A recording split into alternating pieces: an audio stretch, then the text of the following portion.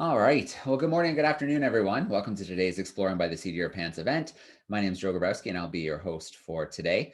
Great to be doing the SciComm story time. So every day at 2 p.m. Eastern, we connect with another exciting science communicator from a variety of fields, whether it's space or biology or human health, all kinds of amazing topics that we've been rocking every day at 2 p.m. Eastern. And it's great to be able to still do these events. So normally we broadcast live into classrooms. But for the last few weeks, we've been broadcasting live into the homes of families, educators, and students across North America. So always great to have groups tuning in and continuing the learning even from home. All right, let's get things rolling for today's event. Today we've got Chelsea Gohd joining us today. She's a science communicator, currently writing and making space videos for space.com. She's part of a small team that writes articles and makes engaging content about latest discoveries in planetary science, what's launching into space and why. She got her start in science communication at the American Museum of Natural History, teaching short public lectures on everything from arachnid biology and microbiology. So in addition to her passion for engaging in science communication, she also writes, sings, plays guitar, and records tours even under the stage name Foxanne. So Chelsea, it's so great to have you joining us live today. We're excited to get to know you a little bit better. And of course, we'll fire away with a little Q&A action when the time comes. Awesome. So thank you so much for that wonderful introduction. Background, and I do miss my tarantulas at the museum, but these days I'm very immersed in the world of space. So I thought it'd be fun to tell the story of going to my first ever rocket launch. So the first time I heard that I was even going to be able to go to a rocket launch, I thought it was this exclusive thing. You had to get some special invitation that NASA sends you in the mail. But actually, all over the world, rockets are launching all the time. And for a lot of them, people can go and watch them from a safe distance, and it's usually open to the public. So that was a pretty exciting realization, and I pretty quickly packed my bags and got excited and got ready to go. So obviously, I was excited just to see a rocket launch into space, because who wouldn't be? But you know, as a science person, I was also really excited to kind of get a closer look at the science that would be launching and all the different experiments that they would be packing into the spacecraft launched by the rocket. So, you know, as part of the media and the press, as a science communication person, I got to go down to the rocket launch a day or two early. And it was really lucky, because what I was able to do was talk to some of the scientists who had worked so hard to make experiments to send to space, to the International Space Station. Now, I'm going to backtrack a little bit. So there are basically, for the last 20 years, people living on the space station, and that means they need clothes, they need food, they need sometimes fun things to keep them occupied. And because they're scientists, they need experiments, because they're up there doing important work and they need that equipment. So there are pretty common rocket launches. Rockets are launching all the time, sending these experiments up. So with this specific launch, there were a few things that kind of stood out to me that I got to learn about while at the rocket launch. One of the more fun things that they sent up are something called astrobees. And they were literally these little tube robots that float around the space station and help out astronauts. So I got to see a little demo of one in person, obviously not floating because I'm not in space. But before the rocket launched, I got to see this little cube tiny robot with a little hand that in just a few days would be on the space station, helping out astronauts move things around, find things if the astronaut lost something on the space station, and helping out with all kinds of other fun stuff. Now, another thing that we got to see, well, we didn't actually see the mice, but we saw a box of what we knew were mice from afar. So in the last 50 or so years that we've been launching things into space, we've also sent some animals, and mice are often used for experiments with testing new medicines or trying out different things that we really can't do yet with humans. And so I got to see this huge box of mice be put into this other huge container that would go into this other container and then put on the spacecraft to go. And all of this was happening inside of this huge building that is very fancily called the horizontal integration facility. Well, you don't need to remember that title. All it is a huge building where people put rocket pieces on their sides so they can put the rocket together. So the day before the rocket launched, I got to see a different rocket in pieces getting ready to go for its launch. So it was really exciting to get to see all of the different pieces, the experiments, all the scientists so excited to see their work go up into space, all before anything even launched. So it was really, really cool to kind of see all of the magic happening behind the scenes. So that brings us to launch day. Now, sometimes rockets launch in the afternoon, but a lot of times, because they're loud, they can be disruptive, and to keep things simple, a lot of times rockets launch really, really early in the morning. So if you ever want to see a rocket launch, you have to be okay with getting up at like 1 or 2 in the morning because you will be tired. But I got up really early and I was so excited. I didn't even care that I was tired because I was going to see a rocket launch. And I drove down to the site where everyone was meeting. And it's pretty cool because you're outside and you can actually, not even with binoculars, you can see the rocket. Now it's pretty far away because obviously you want to keep a safe distance, but you can still see it. And it's really cool to see it on the launch pad, just about to launch. And while you're waiting for a rocket to launch, at least from my experience, there's usually an outdoor speaker and you can hear mission control. And so all the way up until launch, mission control, you can hear them working really hard to check everything off their list, make sure everything's working right. They're double checking everything that they have to, and they're making sure that nothing's going to go wrong because it's pretty dangerous, you know, basically lighting up a rocket and sending it to space. And so they have to be as careful as they possibly can. So finally, we get to the countdown, 10, 9, 8, etc. And this huge group of people, everyone goes completely silent because everyone is so excited to see this rocket launch. And, you know, when we get to 3, 2, 1, everyone's completely silent. And all the way far in the distance, you can see the rocket light up with flames under it, but it's completely silent still. Now, because light actually moves a lot faster than sound, you see the rocket light up before you hear anything. So you see these huge, huge flames, this billowing smoke from the bottom of the rocket. And then a few seconds or so later, you hear the really, really loud sound of the rocket launch hit you.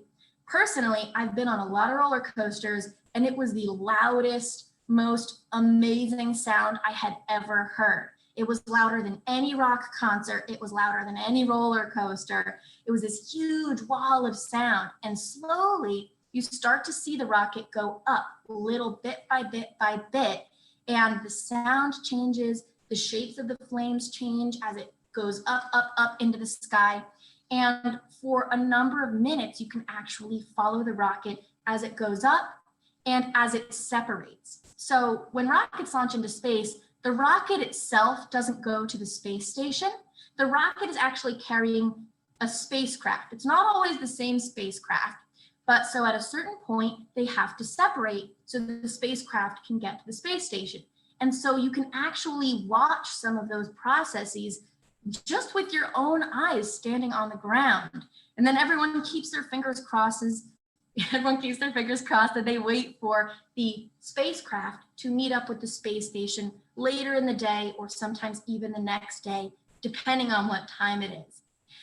But the whole experience was just so unbelievable. And then thankfully, the first launch I went to, nothing went wrong. Most launches, nothing goes wrong, but it's really, really exciting to see. And so it may not have been the most scientifically difficult job of my career, but it was really exciting to actually see it in person. And it was much more intense with the sound and the flames than I had ever anticipated. And it was really cool. And that's the story of going to my first rocket launch. All right, very cool. And you know what? I really like stories like that because I think it's important that, you know, students and really the general public see that scientists, explorers, they get just as excited about the same things that Very excited. Any student tuning in right now would be pretty excited to be going to their first rocket launch and want to take that all in. All True. right. A lot of the scientists that I met there who were launching their experiments were just as excited as me. They were like little kids. They were like, "Oh my gosh, this is the coolest thing that's ever happened. I can't wait to see my experiment launched to space." And it's really cool that everyone gets just as excited as each other. Okay, so I'm glad you just brought that up because that's actually the first question. Because you mentioned that you met some of those scientists. Mm-hmm. So were they pretty nervous as well, though? Because it's their experiments, and how sometimes rockets launch really well, sometimes rockets don't launch so well. Were they pretty nervous watching that launch? That's actually a really good question.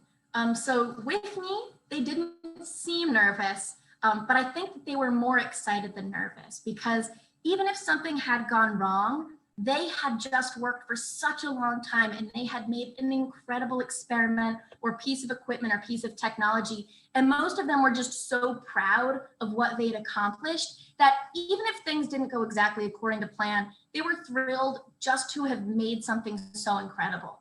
So I'm sure they were secretly a little bit nervous, but I think the excitement definitely outweighed the nerves. All right, very cool. So I do see we have some groups chatting in the chat sidebar, so don't forget to send us in a few questions. I see some there already. And I do want to introduce, we started opening our camera spots again. So we've had educators, students, and more starting to join us live on camera, which is pretty exciting. And today we've got a school in Toronto, Ontario. So a teacher joining us from there, Mrs. Ayers joining us. And her school is General Career. So we're excited to have those students joining along with us today. And I'm just going to turn on Mrs. Ayers' microphone and see how she's doing. How are you doing today? Hey, I'm great. Thank you so much, Chelsea and Joe, for having us. Oh, absolutely. And I can see some of your students chatting in the chat sidebar as well. Awesome. Super. Or if you see a question that you want to make sure is asked, feel free to turn your microphone on, but I can pick some from the chat sidebar as well. All right. Okay, so let's continue with a few questions. And the first one is your latest writing. What's the latest piece that you wrote, Chelsea? That's a good question. Actually, this morning I just finished a piece about satellites in orbit and how we have satellites, our country and other countries have satellites, and they all serve very interesting purposes. And with this story, people were kind of wondering how Russian satellites might be interacting with satellites from the United States. And it's interesting because just a couple decades ago, everyone didn't have all of these satellites all over the place, but GPS, we're talking on our phones, we're communicating. And so it's interesting seeing how that's evolving, how all of our technology and other countries' technology is interacting because there's space around Earth and satellites could bump into each other, they could talk to each other and follow each other around. And so it was a piece kind of talking about some of those issues, which is kind of interesting. All right. Well, you're reading the viewer's mind, Chelsea, bringing up the satellites, because Daria is wondering approximately how many satellites are in orbit right now. Do you know that number off the top of your head or something close? I do not know that number off the top of my head, but there are thousands. And in addition to working satellites, there's also what we call space junk. And it's satellites that maybe don't work anymore, or maybe they bumped into each other and they're different pieces of satellites or different technology that we've put into low Earth orbit. And so it's tough to say exactly how many pieces, but working satellites, even just working satellites, we've got tons in low Earth orbit. And that number is actually increasing pretty frequently. People are launching all kinds of cool, interesting science and technology all the time. Yeah, and satellites are a lot different today than they were in the past, now launching a lot of the smaller kind of cube satellites. So I think over the next little while that our space around the planet is going to get a little fuller. Yeah, definitely. It's an issue that everyone in the space field is currently working to solve together because, it's great that we're making smaller satellites, we can send up more science, but we have to be careful about how much we send up and how safe it is. We don't want to have cluttered space around Earth. We want to make sure that we're being smart about it. All right, let's grab another question here. This one is from Alexis, and Alexis is wondering, what's your favorite part of your job? That's a really good question. Honestly, my favorite part of my job is getting to talk to people live or on video or sometimes on the phone about space. Sometimes it's about a new discovery, or sometimes it's me just talking about how much I love doing space stuff or science stuff, because oftentimes I find that my excitement, I see it in other people and I see them getting excited, and being excited together with other people about science is really the most fun part of my job. All right, very cool. So we happen to have Emily Calandrelli joining in. She's checking out the event today, and she sent in Space Gal. You can see her in the chat. And Hey, she has a Emily. question, and she wants to know what space companies, or maybe a company in particular, are you most excited about? Oh, that's a great question. I mean, there are so many cool space companies doing so many interesting and different things. I think right now I'm probably the most excited about SpaceX just because they're right now preparing for the first ever commercial crew launch. So they're hoping and setting out and working to be the first company to send people into space and to the space station. And they're planning to do that this year from America for the first time. And so I really want to see it happen, but I'm just so thrilled that we've gotten to this point where so many more people are working to get people into space and to advance human spaceflight. It's awesome. All right, absolutely.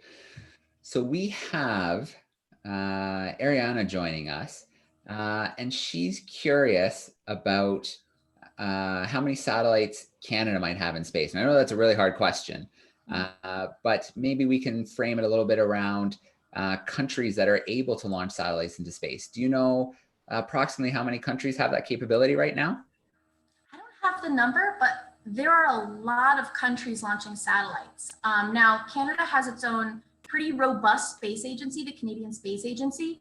So countries that have big space agencies like Japan, like Canada, like Russia, they're able to launch more satellites, I'd say. But even countries that don't have big space programs or don't even have their own rockets, they a lot of times will partner with space agencies or even with private companies. So you might be in a country that doesn't launch a lot of satellites or doesn't have their own space program, but you could work with other companies or countries. And it's not just big businesses or huge scientists doing this, it's students too. There are a lot of student groups all over the world making what we call CubeSats or cube satellites, these tiny, almost like bread loaf sized satellites, and putting really exciting student work into space. So that's a tough question. I don't know the exact number, but I'm going to look it up. All right, very cool. Well, I think that can be a little, homework for our students as well, is to research a little bit more with that, which countries can launch and which countries take advantage of those abilities.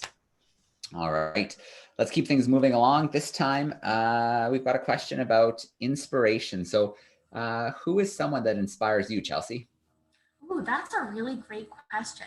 I think right now, someone who inspires me is Jackie Faherty.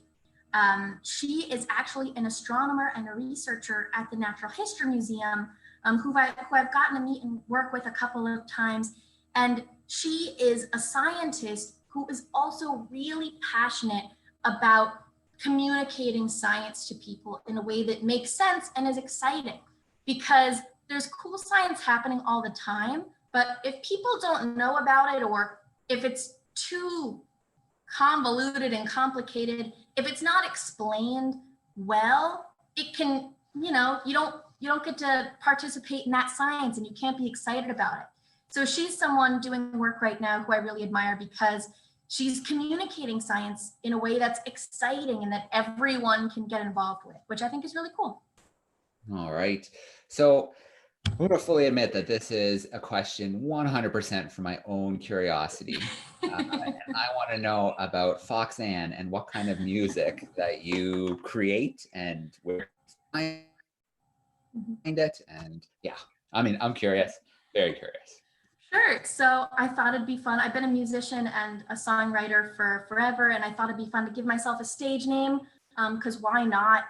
I thought it'd be fun. And I make kind of like indie pop music. I play electric guitar and sing, and I write songs. And I've been teaching myself how to kind of program electronic music and play synth and bass and all that fun stuff now that I'm stuck inside.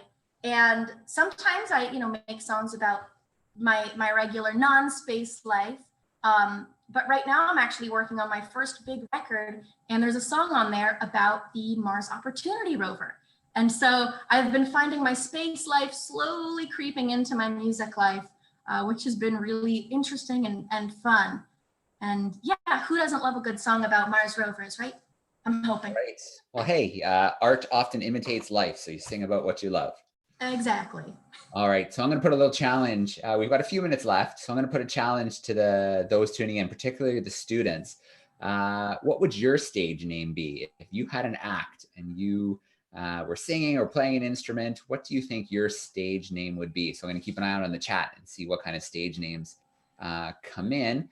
But let's visit Mrs. Eyre and see if there's any questions that have come in from students. So I'm going to unmute the mic, or maybe Mrs. Eyre has one herself. Hey, yes, I can ask on behalf of the students. Chelsea, you mentioned the mice going on in different animals or things you've seen. Do you ever hear about when they come back or what happens after the space missions? That's a really good question. So it kind of depends. So in the past, there have been animals that have traveled to space like human astronauts and have come back. But a lot of times they're up there for, kind of the duration of their lives. And sometimes they don't, the space travel is a little too much for their tiny mouse bodies, but also sometimes they just stay up on the space station for the rest of their lives, because since there's always astronauts on the space station, they can just keep them up there, because it's really hard, even on our big human bodies, to go up into space. I can't imagine how hard it would be on a little mouse to go up and then come all the way back. So most of the time with these smaller animals, they stay up there. It's a good question. All right, let's see. We've got another one. And the other question is, have you ever seen space shuttle come back down to Earth? Personally, I have not been lucky enough to see the shuttle come back, but I've seen videos of it. And it's so cool because it moves around and travels and lands more almost like a plane than a rocket ship. And so the shuttle was really interesting and different from other spacecraft. And so I think that's a really cool example in space history. All right, let's jump to another question here. This one here is about, when did you know this is what you wanted to do? That's a great question. So I think when I started working at the Natural History Museum, I had never heard the term science communication before. I went to school for science, I did some research, I did some teaching, but I didn't know that science communicator was a job. And then I happened to be at the museum and I got a job holding and taking care of tarantulas and talking to the public about their biology, their different physical makeup, what they're like. And I kind of started learning about what science communication is. And it was just so much fun answering people's questions, telling them about cool and interesting and weird and creepy and crawly science things. And so that's kind of when I started getting excited about science communication. And I've always been a huge space nerd. And so I just, kind of worked in science communication and kept trying to get towards the space side of it and eventually made my way there. All right, so Maya's wondering about what happens when something goes wrong with a rocket or a rocket launch. Definitely, that's a great question. So actually the last launch I was at, something did go wrong. I went down to Florida for a launch and they were doing basically like a test for a future launch that would include human astronauts, but there were no astronauts in the launch. And it was just like a test. And there was some kind of timing issue and things didn't go exactly to plan. Nothing exploded, nothing, it wasn't some huge catastrophe. Things that go wrong with rocket launches aren't always a huge catastrophe. And basically what happened was the spacecraft couldn't get to the space station and they just had to bring it back down to Earth. But what ended up happening was as soon as NASA realized there was a problem, and this was a Boeing launch, so both NASA and Boeing were working together. Once they realized there was a problem, everyone piled into a room together and started figuring it out. They started figuring out exactly what's going on and then what would be the best thing to do. And so they all talked, everyone had their ideas and they shared their own thoughts and information. And they found that the best idea was to bring the spacecraft back down to Earth and kind of inspect it more and see what went wrong. All right, very cool. Well, Chelsea, we're at about the end of our half hour, but we can squeeze in one more. This is a question we always like to end with, and that is words of advice for the next generation scientist, explorer, adventurer, conservationist. Do you have some advice? Definitely. I think my number one advice would be just to follow what you love to do. Don't kind of force yourself to go in one direction because it seems like it might be a better idea. Because if you're really passionate about something, if you're really passionate about studying orangutans or, studying specifically the planet Saturn, Saturn's really cool. Follow what you're passionate about because you'll end up doing more work and you'll end up learning more and exploring more. So definitely follow what you really, really love. All right, perfect. Well, first of all, I want to give a shout out to the students who joined us from General Career today from Toronto, Ontario. Thanks for sending us in some questions. Mrs. Eyre, thank you for organizing it. And we hope to see your group joining us more and more now that we've opened up our camera spots. And then Chelsea, a huge thank you for the work that you're doing. And so what's the best way to keep up with your activities? Is there Instagram, Twitter, is space.com a good spot to find some stories? Definitely. I post a lot of my stories on Twitter, Chelsea_Gohd, but also space.com right now is where I'm writing and making my content. And so, I work with a lot of other really amazing science communicators. And so basically anything that's happening in space, you'll see it on there. All right. Well, one last thing from the chat. Alexis wants you to know that your job is really cool. So thanks, Alexis. All right. Very cool. Well, again, thanks for everyone for tuning in. We'll be doing another SciComm story time tomorrow with Stephanie Hamilton at 2 p.m. Eastern. So we hope to see more joining in then. Chelsea, another huge thanks. And thank you so much for having me. This has been such a blast. All right. Excellent. Signing off for today. Thanks, everyone.